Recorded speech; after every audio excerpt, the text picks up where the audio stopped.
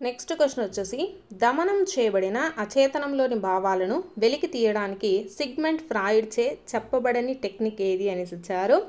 Options ఫస్ట్ది స్వేచ్ఛా సంసర్గము, option 2 సమగ్రాకృతి, option 3 స్వప్న విశ్లేషణ, ఆప్షన్ 4 సమ్మోహనము అనేసి ఇచ్చారండి.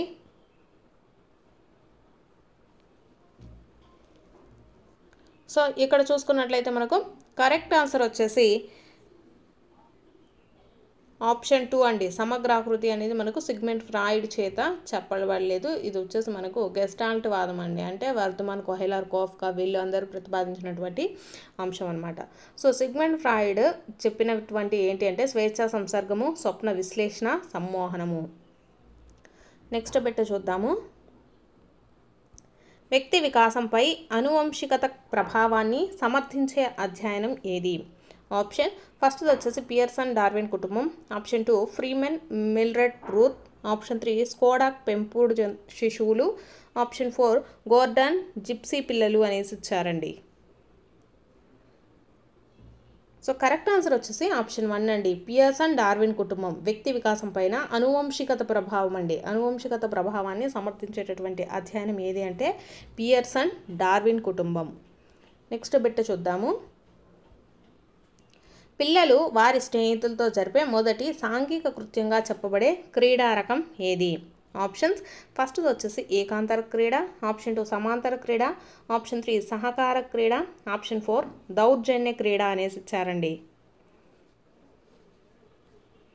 సో కరెక్ట్ ఆన్సర్ వచ్చేసి సమాంతర క్రీడ అండి. పిల్లలు వారి స్నేహితులతో జరిపే మొదటి సాంఘిక కృత్యంగా చెప్పబడే క్రీడా రకం ఏది అంటే సమాంతర క్రీడ. Option 2 is the right answer. Next question చూద్దాము. సహజాతాలు వాటి ఉద్వేగాలకు సంబంధించి సరి అయిన జత ఏది అనేసి ఇచ్చారు. ఆప్షన్స్ ఫస్ట్ది మాతృపితృ ప్రవృత్తి కోపము, ఆప్షన్ 2 కుతూహలము భయము, ఆప్షన్ 3 నవ్వు ఉత్సాహము, ఆప్షన్ 4 నిర్మాణము జుగుప్స అనేసి ఇచ్చారు. సహజాతాలు వాటి ఉద్వేగాలండి. సో మనకు కరెక్ట్ అయినది ఏంటండి? నవ్వు ఉత్సాహము. Option 3 is the right answer. Next question చూద్దాము. పియాజే సంజ్ఞానాత్మక వికాస దశల్లో అవిపర్యాత్మక భావనాలోపం ఈ దశకు సంబంధించింది. ఆప్షన్స్ ఫస్ట్ వచ్చేసి ఇంద్రియ చాలక దశ, ఆప్షన్ 2 పూర్వ ప్రచాలక దశ, ఆప్షన్ 3 మూర్త ప్రచాలక దశ, ఆప్షన్ 4 అమూర్త ప్రచాలక దశ అనేసి ఇచ్చారండి.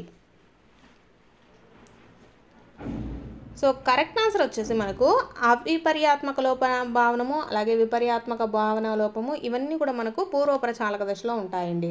సో మనకు option 2 is the right answer. Next question. వ్యక్తి యొక్క భవిష్యత్తు సాధనను సూచించే ప్రస్తుత నిష్పాదన. ఆప్షన్స్ ఫస్ట్ వచ్చేసి అభిరుచి, ఆప్షన్ 2 సహజ సామర్థ్యం, ఆప్షన్ 3 వైఖరి, ఆప్షన్ 4 నిష్పాదన అనేసి ఇచ్చారండి.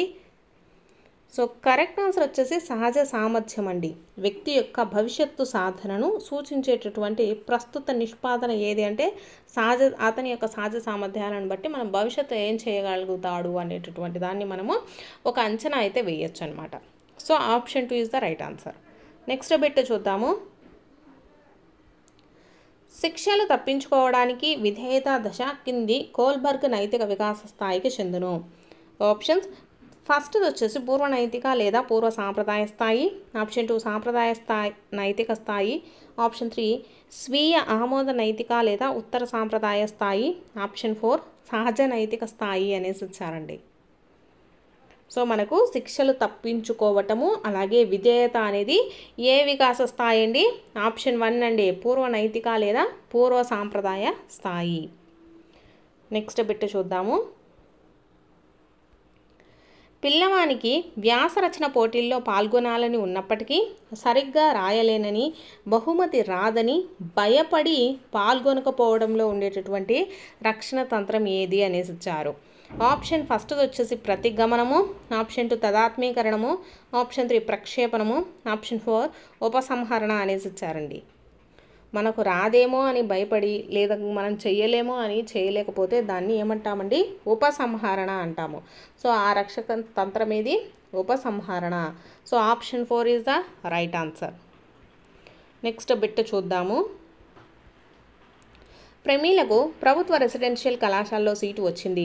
ఆ కళాశాల అంటే ఆమెకు ఇష్టము, కానీ హాస్టల్లో ఉండడం అంటే ఆమెకు అయిష్టము. ఈ సంఘర్షణ ఏది అనేసి ఇచ్చారండి.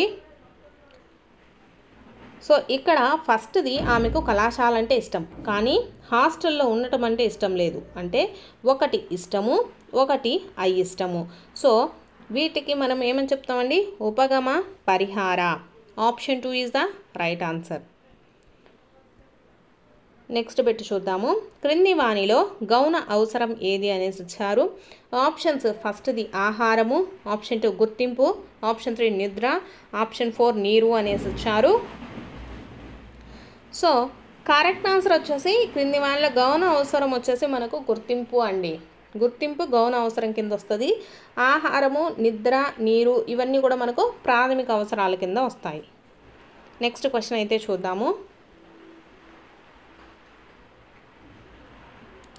సంసిద్ధత నియమము, అభ్యాసన నియమము, ఫలిత నియమాలు క్రింది సిద్ధాంతం యొక్క ఫలితము అనేసి ఇచ్చారు.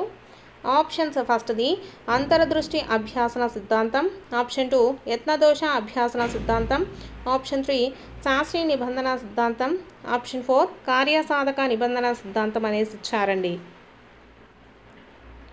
సో కరెక్ట్ ఆన్సర్ ఏమవుతుందండి? యత్నదోష అభ్యాసన సిద్ధాంతం. Option 2 is the right answer అండి.